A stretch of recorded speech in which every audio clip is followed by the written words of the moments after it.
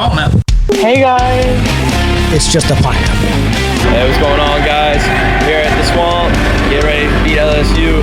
Y'all tune in to Rule Number 1 podcast on Monday. Yeah. Yes, sir. I know, Back man. again. Another episode. 32. I know. It just keeps on getting, more and more each week. I know. It's crazy how that works, right? Ladies and gentlemen, tonight we have a really cool guest star. We know we say it every week because it's always true. Tonight we have joining us is Mr. Darrick Saunders, the owner of Strain Theory in Lake Wales, Florida. Darrick, would you like to tell the people what Strain Theory is? Strain Theory is an herbal medicine and supply company. Basically, we offer mostly cannabis-related products, but also supplies that go with them, hemp wraps, cones, things like that. We also sell a lot of CBD, anything in that herbal industry, basically. Nice. That's a different realm. We've never had anybody in that kind of, job line before. Yeah, definitely. Brian mentioned it to me, and we were talking, and he was like, this guy's really cool. I think we should have him on the podcast. And I was like, we want to test our boundaries a little bit and get into some topics that we've never talked about. And I was like, yeah, let's do it. Why not? So here we are. So, Darrick, at the top of every episode, we ask our guests, what their number one rule to live by is. I'm kind of interested to hear yours, especially with the industry you're in. I would basically say that what I think is the energy you give out is the energy that you're going to receive back. Okay. Like what goes around comes around? Basically, yes. But personally, definitely in my life, I've done a lot of things that give out negative energy. So got a lot of negative things back, a lot of hardships, things like that. But turn it around, start doing positive things with your life, give out positive energy, help other than, let's say, hurt. Yeah. And make change. Okay. Yeah, I've kind of gone along with the saying. Have y'all heard of like the manifest kind of the deal where people are like, I'm going to try to manifest this into my life. Where it's manifesto. Like, yeah, where basically they give off positive energy and expect positive reinforcement, basically, and say like, what, I'm going to conquer the day. Doesn't matter how bad my day is. I'm going to say it to myself that it's a good day, and it's going to end up turning out to be a good day. So I kind of feel like that every morning when I wake up to go to work. It's all about perspective, and if you have a terrible perspective or a negative outlook, I feel like you're obviously going to get negative results. But you'd be surprised how many people just don't think about it or don't try to attack the day like that. Yeah. So Oh yeah, absolutely. And if you don't make it happen, it's not going to happen. But just the smallest amounts of energy, you can make great things happen. I'm glad you said that because it's pretty hard opening up a herbal medicine place in the state of Florida. I would assume, from the outside looking in at, but recently these places have been popping up everywhere, left and right. Yes. Do you want to tell us kind of how you got into it and, the backstory of a Strain Theory or when you opened it? Basically it was, I just couldn't work for corporate America any longer, not one day longer than what I was. I understand. I started working at the age of 16 in corporate America. By the time I was 45, 44, somewhere around there, I was done. I just couldn't do it anymore. And my greatest passion in life has always been cannabis. I've always been drawn to it, had this calling toward it since I was young. Even though I didn't really get into using cannabis a lot until I was in my mid-30s, it still was just an affinity toward it. So I learned of hemp basically at the time. The products that you had available when this first started was mostly just CBD oils, vape pens, and the flower. Yeah. And I just got a business license, got an investment, started going. At first, it was just flea markets, farmer markets, things like that, just to test the waters. But even my first weekend at the flea market was several $100s. Really? To me, that was a huge surprise, specifically since CBD wasn't even really known yet. But the fact that some people knew about it and other people talked about it, and we literally had a jar of weed just sitting on the counter, basically. I guess that helped with things a little bit. Yeah, that'll definitely open up eyes walking by. Yeah, it does. And it caught attention of the sheriff's department, of course. But we did things the right way before we got started. We went to the sheriff's department, the drug enforcement division, and spoke with them about what we were going to be doing and the products and how they had become legal federally. And it was just a matter of time before they came legally statewide. Because all that was already in the process. The ball was already rolling on those things. So I just went to them and told them what I was doing. And before I opened the business in Lake Wales, I did the same thing. Went to the Lake Wales Police Department, explained, what business I had, what products I had, the similarity they had to, real, marijuanas or other strains of types of cannabis. And, I haven't had any issues or anything like that. They've actually been very, very helpful. And the store has been broken into a few times. Really? Yeah, it's like 4 or 5 times.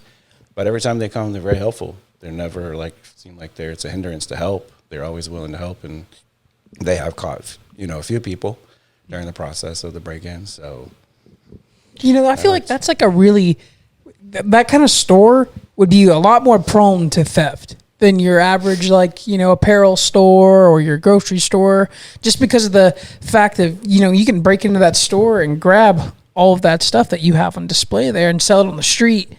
Like that, the evidence, I guess you would call it, the stolen goods would be gone, sold on the street within a week, 2 weeks, for sure. max. Man, I bet the theft insurance is mighty high on that. It is. It's a decent amount. We're, I guess, listed as a pharmacy basically due to the products we have and the things we sell. So it's a little high, but you'd be surprised with the break-ins. It's normally younger teens stealing nicotine. Really? Yeah, they're not going for the cannabis products. It doesn't seem to be the interest of the younger folks. It's just the nicotine. I think that's just kind of a example of which drug is more addictive. Yes, sir. Absolutely. Like, what are you breaking in for? Exactly. Yeah. Nicotine? Really? That kind of blows my mind. I mean, I guess I see it. The craving for that drug is probably, 10 times stronger? Matt, look that up, please. Yes, sir. What's a comparison? Sure. The dopamine levels there for nicotine compared to weed. But that's crazy. The kids are breaking in for nicotine, dude. Yeah, that blows my mind. I mean, it definitely is. I feel like has been an epidemic with vapes and everything, because when they hit the ground, because I believe I was in high school when it happened, and they hit the ground, and I mean, they blew up everywhere. And I mean, you've got 13, 14-year-olds that are using these, and they've had to put a lot of regulations on that, and you might be able to tell a little bit. I know, for instance, like Juul, they had to cut back on a lot of the flavored products. Do you go through a lot of licensing, or is there a lot of hoops you have to jump through to be able to sell? No, actually, the state makes it very easy. Really? Yes. For the hemp license, basically it's a convenience store license. You can just tell us, Mav. Sorry, okay. You go ahead. It's more or less like a convenience store license, prepackaged foods. Okay. And you can get those, and the guidelines are very simple but very easy to obtain. And you just apply for the license, pay the fees, having your inspection, and that's it. And as far as nicotine now, something, again, you talk about interesting facts. There's no fee for a nicotine permit. Okay. I just have to file with the state, and it's a one-time filing. That's it. If it were a tobacco permit, you have to file every year and pay a license, but with the nicotine, just at one time, and that's it. Really? Yeah. That's kind of crazy to me. You think about it, people do tobacco for the nicotine. So, how is it that, for tobacco, a plant, you have to have all these regulations or higher regulations, I guess, or more payments to sell than the actual byproduct that people are wanting to get off of that? You know what I'm saying? They want to get the nicotine off the tobacco. So it's, you have to pay this license over and over again for tobacco. But when they streamline the nicotine process, make it into these nicotine salts that, have 4 or 5 times the level of nicotine per hit or per whatever, compared to actual tobacco products, you would think that it would be a lot harder to get your hands on those kinds of products to sell, or have more licenses to sell those products, rather than the ones that are not as strong and are, quite honestly, more disgusting to do to get the nicotine out of. Yeah, I fully agree. I fully agree with that. How I learned about the nicotine license was someone from the state came through to audit me for my tobacco products, because at that time I just had the tobacco license, and she's the one that advised me. She said, well, if you're not selling any leaf tobacco products, you can just use our nicotine program or a nicotine permit and just file for it, and there's no fee. So they make it easier for, that to be sold. And you're right. I mean, they take the most delicious flavors in the world, and you combine that with nicotine. That's something that's very hard to stop, or to even not want to start. Mm-hmm. You know, you're sitting next to somebody and you're smelling the flavors that's coming out of the device, and you're thinking, you know, that's I want not to try so it. bad. I want to Yeah, I try want to try it. Yeah, And you hit it a couple of times, and now you like nicotine too. you're addicted. Yeah. Yeah. Yeah, Brian, back to your question. So it says cannabis is not as addictive as nicotine. Nicotine gives you about a 30% chance of developing an addiction, whereas cannabis is about a 9% chance. And it says nicotine can be just as addictive as cocaine and heroin. Oh, man, jeez. Yes, sir. That's wild. for sure. But to kind of go back to what you were saying, Brian, how you said there's, you know, so much more regulations on tobacco, whether it's cigarettes or leaf or whatever. I bet you just because it's been around for so much longer, they're trying to figure out with these nicotine devices how they're going to handle it. Yeah. Because there's regulations where you've got, for instance, 40, 50 years of research with cigarette users or tobacco users, and can see the effects. I feel like it's fairly new, so they're trying to figure out how to regulate it, and they don't have enough sample size to be able to be like, these are bad, so we have to regulate the crap out of them, if you know what I mean. Does that make sense, or would you agree with that? Yeah, I would agree with that. The only regulation that's come through that's affected, let's say, my business so far is just with the, like you said, the Juul devices, not able to carry the different flavors of those. But on the other hand, they just specifically attack those types of devices, Juul and those types of devices. So you can get a disposable device, 50 different flavors. That's crazy to me. That's not a problem. So just because you can throw this one away and cause more pollution, it's okay. Get whatever flavor you want.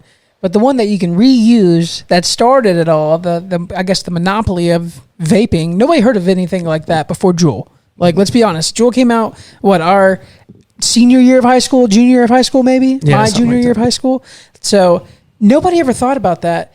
And I guarantee a lot of political factors and a lot of people behind it saw the money involved with it and attacked that company because they weren't involved with it, and they got their own companies out there selling their own products and stuff. But anyways, enough of the negative stuff. I totally get why you sell nicotine. I mean, I would too, because of the fact that so many people buy it. But I kind of want to talk about, the other side of things, the cannabis, the CBD, because, that's becoming more strong, like present in our culture. It's becoming more, norm. And there's a lot of people against it, a lot of people for it. I really don't care to talk about those things. I just kind of want to talk about, just the culture of it, and why people, why yourself, do it. Why you got into it? And I got into it to relax after a long day, to put me to sleep at night. That's about it.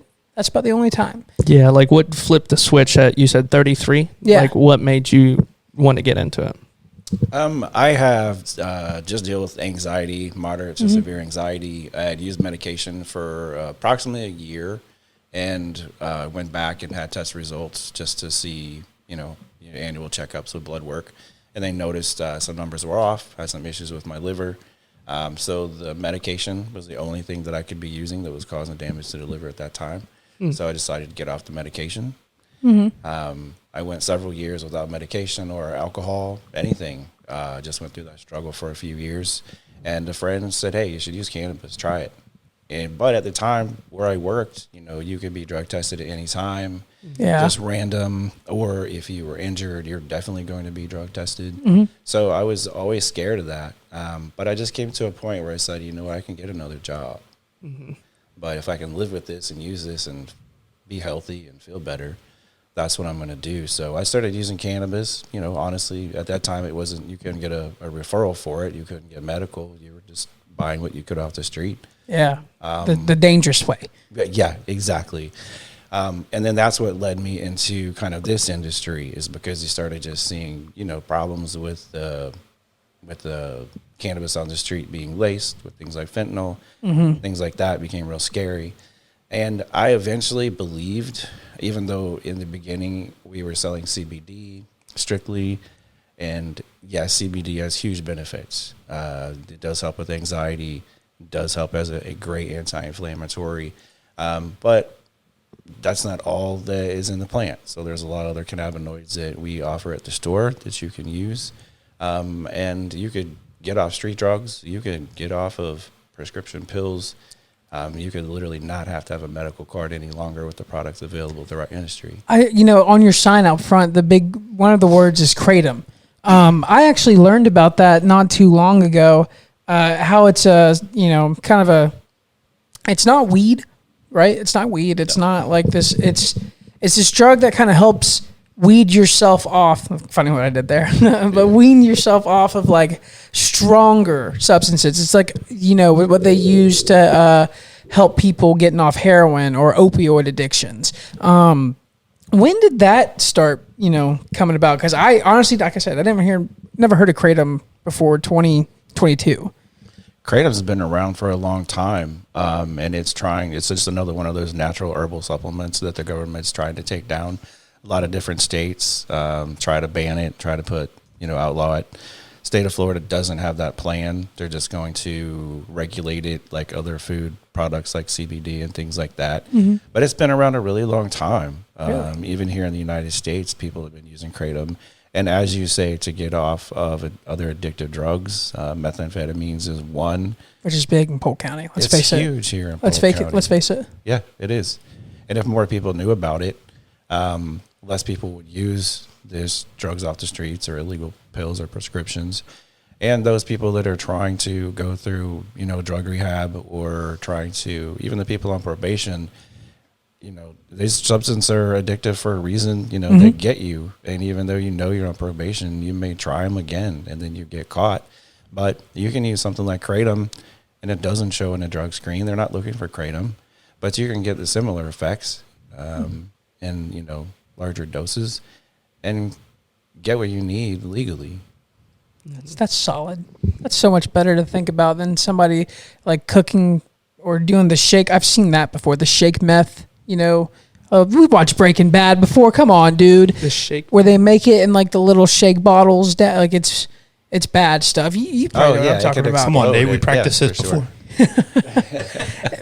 It's such a good thing that, I guess society's starting to open up towards it because it is a new avenue for people that are facing hardships with harder substances to look into and get it in a safer way for one, a legal way for two, and a controlled way for three. You know exactly what dosage you're going to get, exactly what's in the product. There's nothing bad with it. Right, where it came from. Even at this point, the product that we carry is third-party tested, and you have access to that through the website and through scan codes. So you can see where this product was tested, see that it has no heavy metals, see that it has nothing in it that's not supposed to be there, just pure kratom. So I have a question. Because marijuana use and CBD and stuff, I feel like there's two sides. And so there's the side that's like, no, we don't want any of that. And there's a lot of people that are very supportive of it. How would you respond to the people that say that, for instance, weed or THC or whatever is a gateway drug? And how would you what is your take on all of that?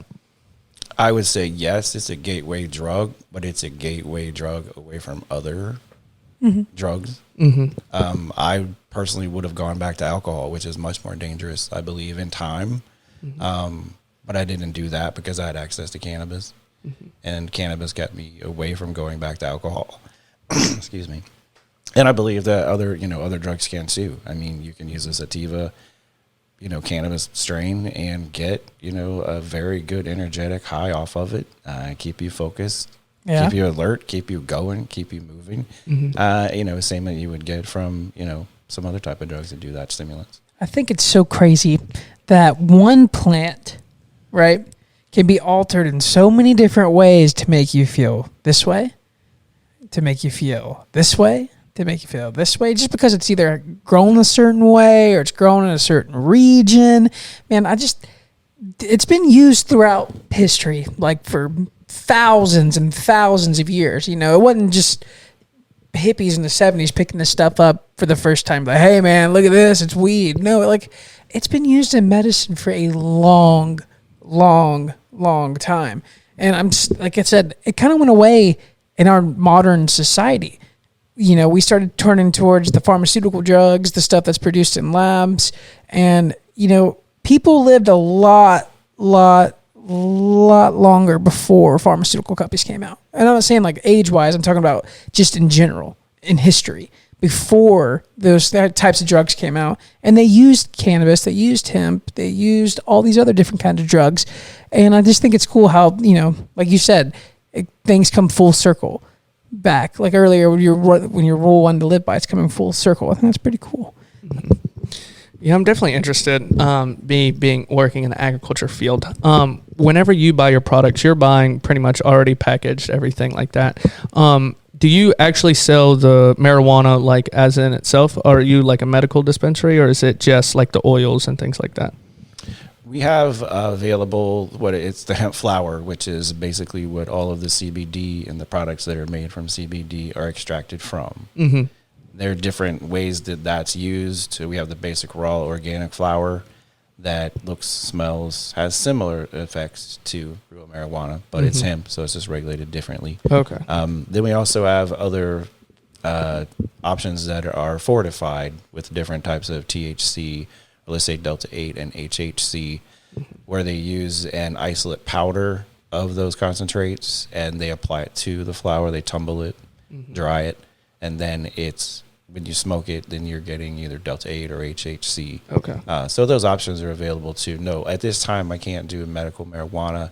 That's a seed to sale process at this time. Hoping in the future that will change.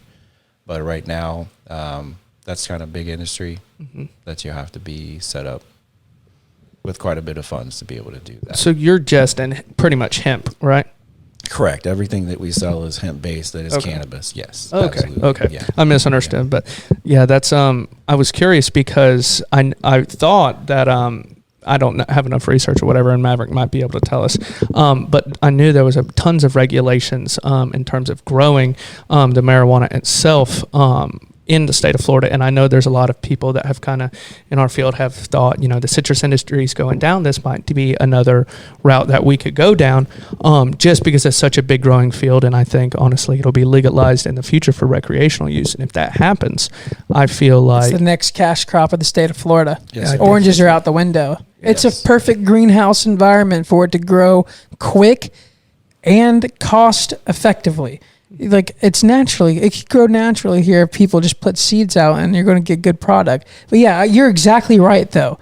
I think I don't want to even, like I said, I don't want to get into the voting stuff, but like one flip of the switch, I think oranges are out the window, bud, and this is the new green state. they're already out the window. The oranges are. That's true.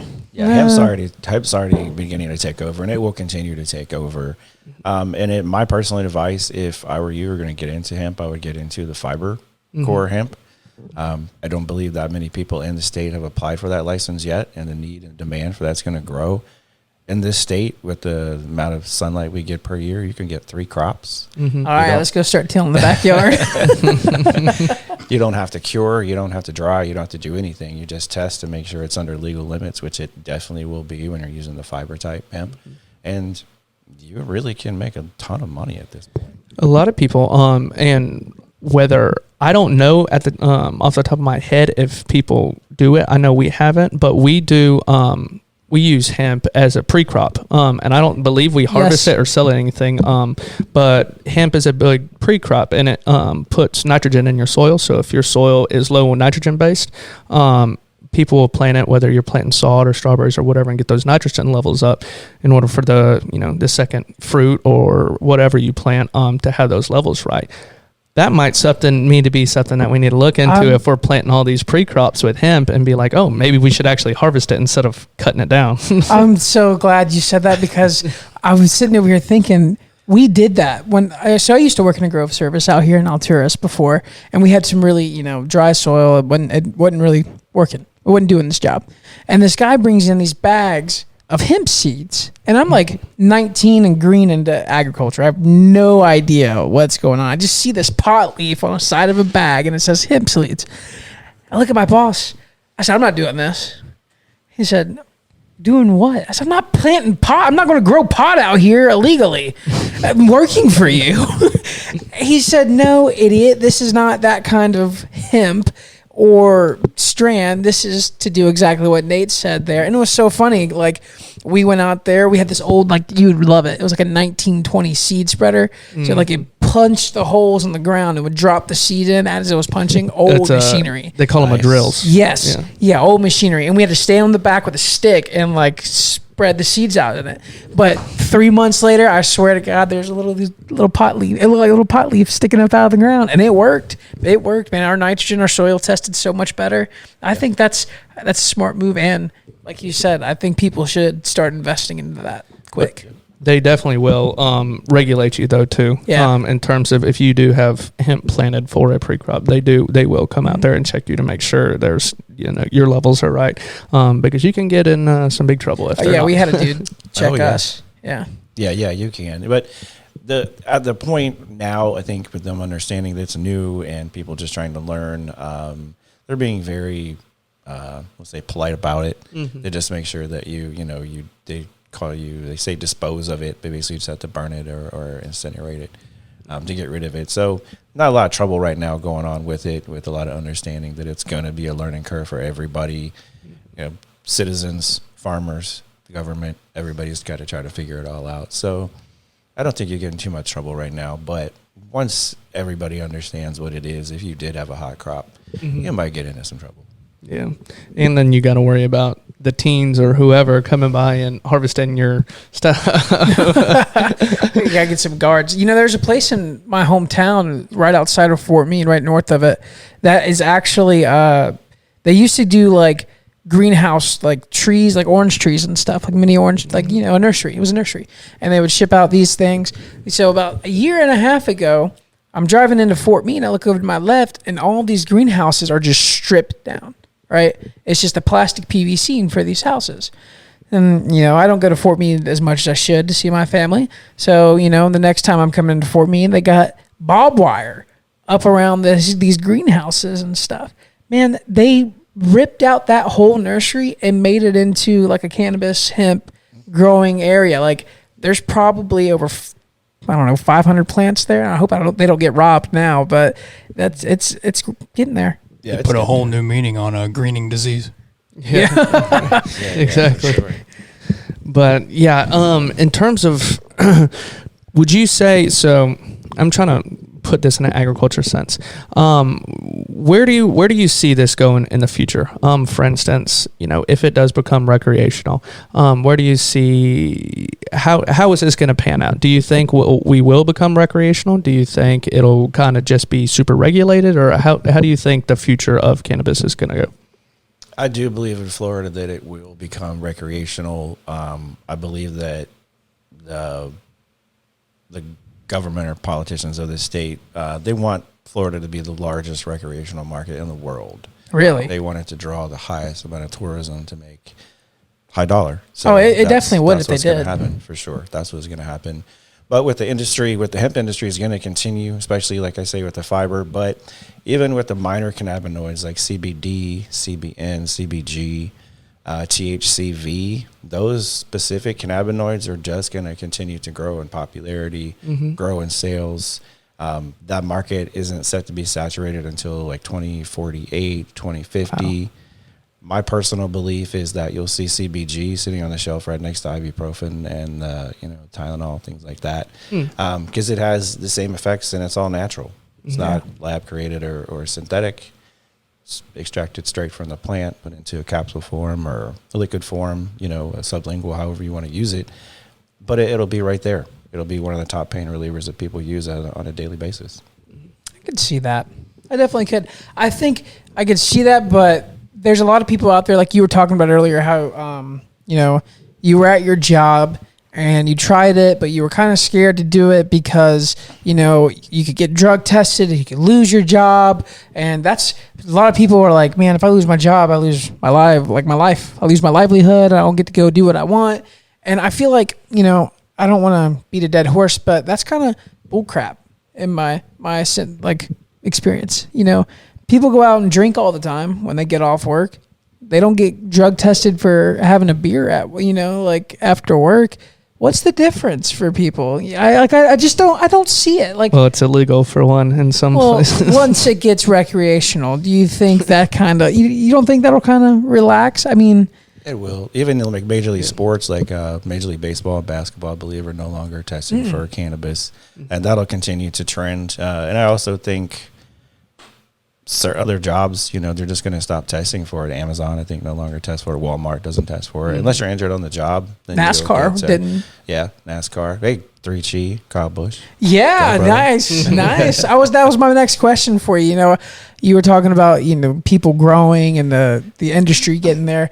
Do you order, like, are you more like a wholesale, like I order from these companies wholesale wise, or do you have, like, I don't want to call it like a distributor, but like, do you have somebody where these plants are being grown all the way up to these oils being made or these chocolates being made or whatever's being made? We buy from what we call approved sources. Okay. That means I can verify the company. I can verify their license. I actually have a copy of their hemp processing permit. Really? I have a copy of their just general either county or state license. I have an EIN number for all of these folks. I have a file on them, all the information for the products I buy to make sure they are from an approved source. So I'm not getting like boof or bunk products. And then that's kind of it. With most of the products I buy directly from the manufacturer. I don't buy from wholesalers or distributors. You have a huge chance of getting fake products in that realm, in that industry. So everything that I just buy directly from the manufacturer, which is 3Chi. They are an out-of-state company, but we sell 3 other companies that are licensed and manufacture and distribute products here in the state. And then secondary, we are licensed as a wholesaler also. So those flowers I was talking about earlier with the CBD, Delta-8, HHC, we're just going through a rebranding with those, but hopefully you'll see our brand gas packs powered by Strain Theory, the company, in a local smoke shop near you soon. Nice. So there's opportunity everywhere, man. Absolutely. You said it earlier, 3Chi, Kyle Busch. My girlfriend, me and her were watching a NASCAR race earlier, and she's not like the kind of person that would, she like, I don't want to say she hates weed. She's not neutral about it. She's neutral about it. But she goes, oh my gosh, that car is so pretty. Talking about the black and the gold, like the 3Chi packs, like you see what they sell. And I looked at her and I started laughing. I was like, darling, that's a weed company, right? She goes, oh, the car's still pretty though. But it's coming more mainstream. What are some of the local growers that you were talking about? I'm curious about that. There's a local grower out on Scenic 17. He has a farm out there. I'm trying to remember the name of the farm. But at this time, I'm not purchasing, unfortunately. I don't want to say this. It sounds bad. I'm not purchasing flower from any growers in the state of Florida at this time. The only reason being is that other states have been growing since 2014. Right. So they're very established products, very established growers. The flower comes off what we call Snapchat ready. It's perfectly trimmed, perfectly cured. And in the state here, they're still working on that. So our hope is to, at one point, sometime, be a huge distributor for Florida flower. That is definitely a goal of ours. It's just not been attained yet. So what would you say, kind of on the ag thing again, what would you say to, like, for instance, the older generation of farmers that are getting out of the citrus industry? What would you tell them and encourage them to get into this industry? Because I feel like a lot of times, like we said, it's a highly debated topic. There's some people that are very set in their ways, and there's some people that are all for it. What would be your pitch to the older generation to say, hey, maybe we should try this out? Well, it's just, do you want to go under, or do you want to be subsidized by the government for the rest of your life, or do you want to be able to make very reasonable profits and not have to rely on the government for subsidies and be able to take care of yourself? It's not going away. Citrus in this country is going away. It's going to other countries. We just import it. Unfortunately, that's the right out of situation we're Brazil. in. Yeah, exactly. You know that. Yeah. So it's definitely not going away. And if you get in now, establish yourself now, you'll be one of those top companies that people look to. You could even offer consulting, to other farms, help them get up and going, for a fee, charge whatever you want, I suppose. Really? But get into it. Definitely get into it. I understand change is hard. But a lot of the older folks are even accepting cannabis products. We have a huge base of customers that are over 65 that use the products. Really? They come Really? and buy the cannabis products. Yeah. What They're people retired. don't understand. Well, up until the 60s, cannabis oil was used for over 30 different types of, disorders or diseases or sicknesses, illnesses. And people not complaining about the side effects of being high. They were just using an all natural cannabis extract, and it was curing most everything that people had. And in the 60s, you had the prohibition of hemp and marijuana, and then go Nancy Reagan. You really had a crackdown on, cannabis. And again, we can get into politics on that. I could talk to that whole nother show if you like to do that. But yeah, it's something to get into. It's no longer taboo. And when you're being regulated by the government, by your state, they're approving you to do this. Right. So anything the state is approving you to do it, get into it. Yeah. Is the CBD age 21 as well? Or like Absolutely. hemp and everything? Well, any inhalants are 21 or older. Mm-hmm. Okay. Actually, right now, the truth is on any of the hemp-derived CBD or Delta 8 products, there's not an age limit set on those right now. Really? No. But I don't sell anyone under 21 with any like THC products. But CBD, doctors are starting to actually have parents use CBD with their kids other than going straight to a prescription medicine for things like ADHD, ADD. You can give a child a CBD gummy in the morning and they'll go to school and be focused all day and then come home, be their natural selves, have a good afternoon, have a good evening, and they're not on a pill causing side effects. Exactly. That's my logic right there behind it, what you just said.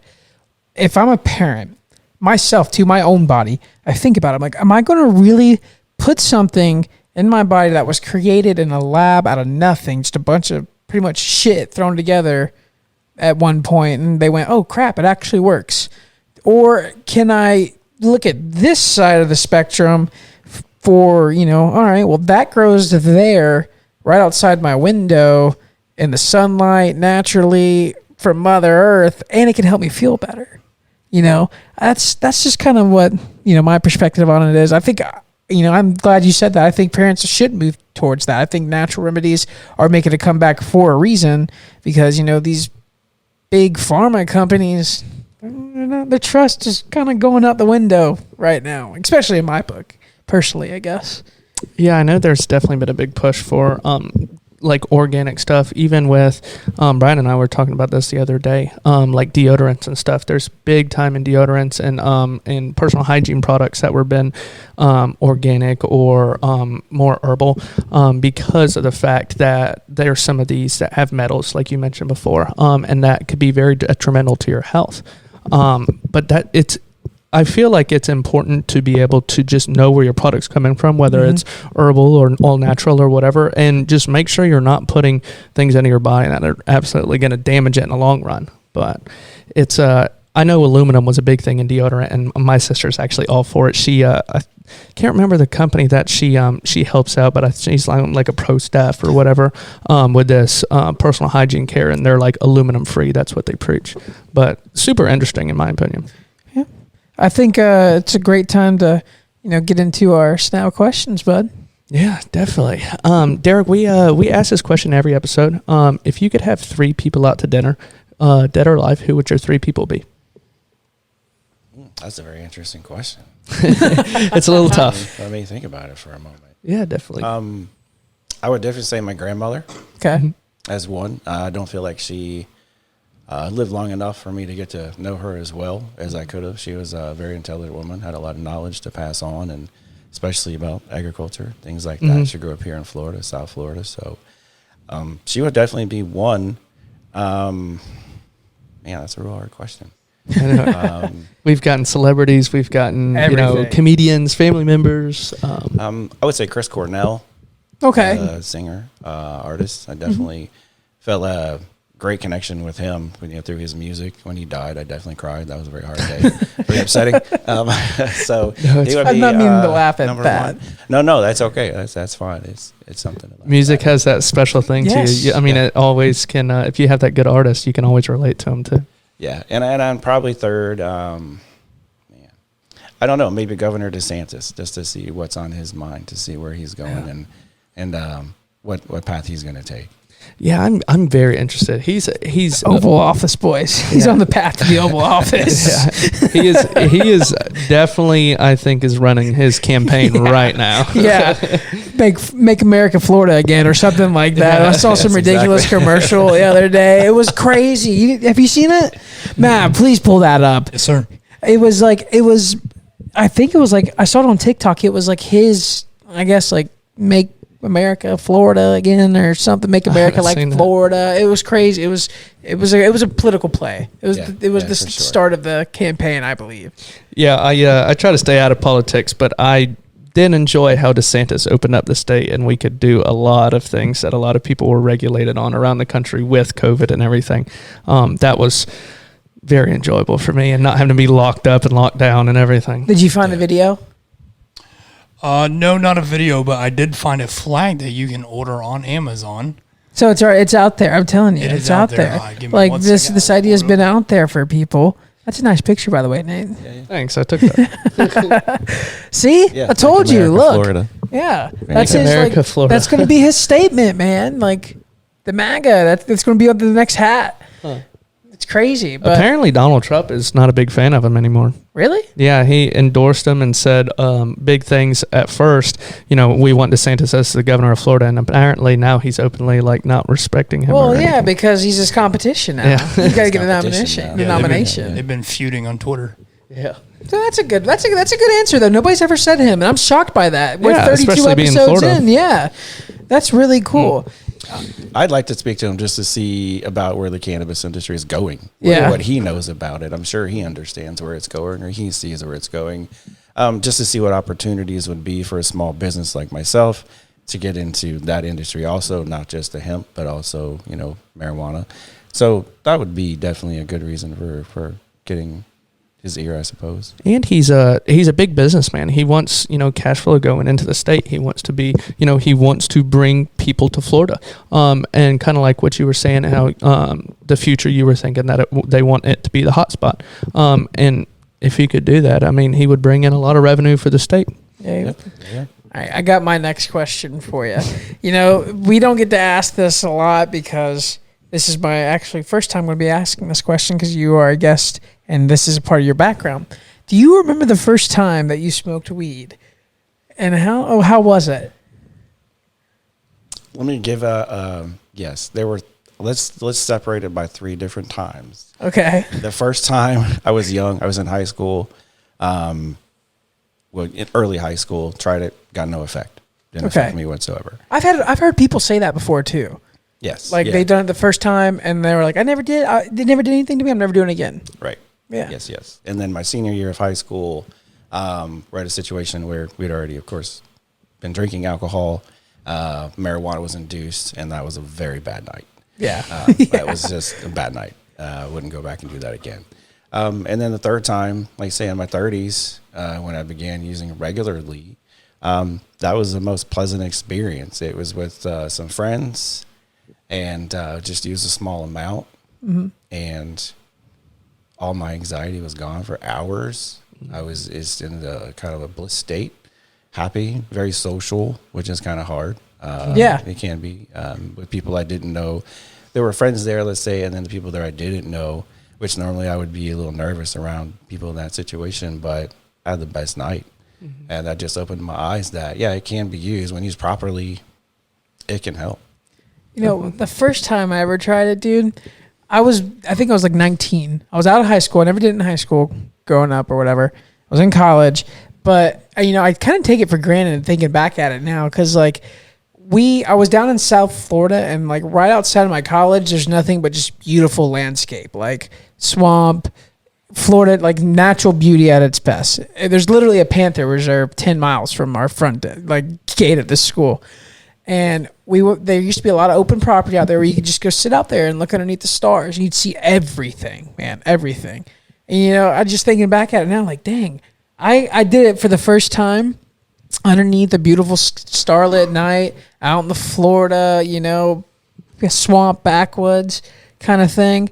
And I just laughed uncontrollably. Like I couldn't stop. You could tell me that I don't know, say something stupid like ducks don't fly, I would be crying laughing. Like it was the most blissful experience, and now I'm thinking back at it, I'm so glad I did do it that night. Yeah, absolutely. Yeah, that's a perfect setting to do it. That's, an open environment, fresh air, with nature, where it comes from. Friends too. Friends that were experienced, for one, that, kind of talked me through the experience, what I'm going to be feeling, and then how I should be acting once I'm, kind of walked me through it. I think that was a good experience. Yeah, definitely. I feel like same with anything. Like there's a good thing in moderation, and so like being careful of what you're doing. Making sure you're doing it safely. Even like, for instance, alcohol. Alcohol is not bad if you have a beer or two with friends or whatever. Whenever you do it excessively, or become a drunkard or whatever, and drive or whatever. And I feel like both things kind of get a bad rep because people become excessive over, or it's a part of them or whatever. And I feel like doses at certain amount of times it's not necessarily a bad thing. You just have to be in control and take responsibility and be careful, responsible for what you're doing. But yeah, Darrick, we next question we really like to ask is, what advice would you give to a 23, 24-year-old guys? Do whatever it is that you believe that will make you happy. Nice. Right now. Do it right now. Mm-hmm. I think we are. Yeah, right now. Yeah, right now. Don't wait. Don't give in to the old laws of, find a job, work for somebody for 30 years and retire. That's bunkus. That's gone. Bullshit. Yes, there you go. Don't do that. Do what you want now. You guys are doing, it's exactly what you should be doing. You have a dream. You're young. Don't tie yourself down to a job. Do what you want to do. And again, it's not you're young, you're old. Who cares? Yeah. This is America. Yeah. You do have some freedoms. You do have opportunity, capitalism. Mm-hmm. You can start your own business. And now you can start your own business from your home. You don't even have to use your home. Digital creators, they sit at home. Literally. Yeah, 10-4, right? Yeah. So do what you want to do. Do it. I love it, especially coming from somebody that, and don't take this offensive or anything, but somebody that went to corporate America and thought, like, man, I did the 9 to 5, and then finally you jumped on your passion and you pursued everything that you wanted, and it turned out for you. Hopefully we can try to get it right now and then have it set up through our whole lives and do something that we love our whole entire life. But and do something legal. I know a lot of people out there doing things that are illegal, selling drugs, moonshine, different things like that, whatever. There's no need to do that. There's a lot of money to be made in the legal industry. Just find your end, find where you want to be, right, and do it. I saw this great quote the other day that said, the best time to do something was 20 seconds ago. The second best time to do something is right now. So I think that's pretty cool to tie in there at the end of that question. But Nate, I really enjoyed Mr. Darrick here. Yeah, I think it's been a great episode and very informative. And I learned a lot personally, trying to get the rundown and everything. And we had a great person that was experienced in the field and was able to inform me on a lot of stuff. Yeah. Darrick, if you would like to tell the people where your store is located, any kind of, I guess benefits of it. Yeah, shout outs. Yeah, shout outs for it. Yeah, absolutely. We're at 343 West Central Avenue in Lake Wales, just right off 27 next to the McDonald's. Oh, there. Snap. Son got those are just some samples of some products that we sell. You'll see the 3 Chi products in there. Yeah.